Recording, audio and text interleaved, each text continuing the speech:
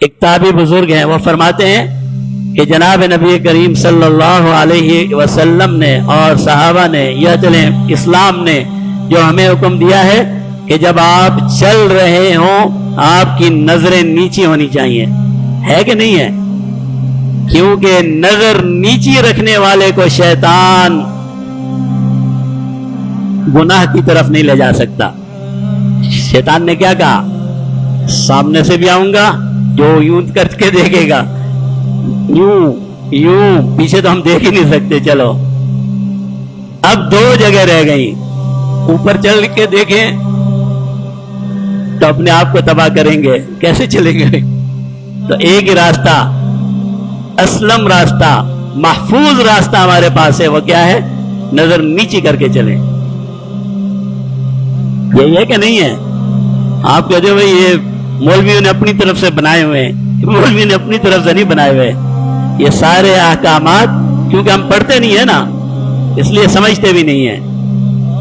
قل للمؤمنین یغضوا ابصارہم، مومنوں سے کہہ دیجئے اپنی نظروں کو نیچے رکھیں۔ کیوں رکھیں؟ اگر شیطان سے بچنا چاہتے ہیں۔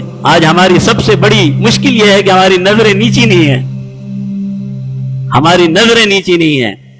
جب ہماری نظریں نیچی نہیں ہیں پھر زنا بھی ہے، بدکاریاں بھی ہیں، نظروں کا غلط استعمال بھی ہے، یہ ساری چیزیں ہیں، کیونکہ شیطان تو وہاں سے فیصلہ کروا کے لایا ہے کہ میں دائیں سے بھی بائیں سے بھی آگے سے بھی جہاں مجھے موقع ملے گا اب میں نے اس انسان کو نہیں چھوڑنا، اب میں نے اس انسان کو نہیں چھوڑنا۔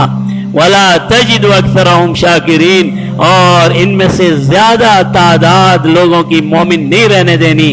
شکر وہی کرتا ہے جو ایمان والا ہوتا ہے، تو مومن نہیں رہنے دینا، تیری اطاعت اور فرما برداری پر نہیں رہنے دینا۔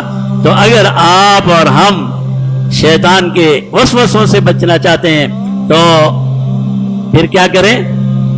پہلی شرط یہ ہے کہ نظروں کو نیچا کریں، اپنی نگاہوں کی حفاظت ہو سکتی ہے، اور جس نے اپنی نگاہوں کی حفاظت کر لی آپ یوں سمجھیں اس نے اپنی آدھی سے زیادہ زندگی کو محفوظ کر لیا۔ آدھا شیطان کے آدھے حملوں سے وہ بچ گیا، آدھا باقی رہ گیا۔ آدھے سے زیادہ حملے اس انسان کی نگاہوں کی وجہ سے ہوتے ہیں۔ کسی کو دیکھا، کسی کی کوئی چیز اچھی لگی، اس سے حسد پیدا ہو گیا۔ حسد سے بچنا ہے، دوسرے کی طرف نہیں دیکھنا، نگاہیں نیچی۔ کسی کو دیکھا، اس کو دیکھ کر اپنے آپ کو بڑا سمجھا، تکبر پیدا ہو گیا۔ کیوں دیکھ رہے ہو بھائی؟ اپنے معاملات نیچے۔ عورتوں کو دیکھا، دل نے کسی اور طرف لگا دیا، کیوں؟ نظر نیچے۔ تو شیطان سے بچنے کا آسان طریقہ یہ ہے کہ اپنی نظروں کی حفاظت کی جائے۔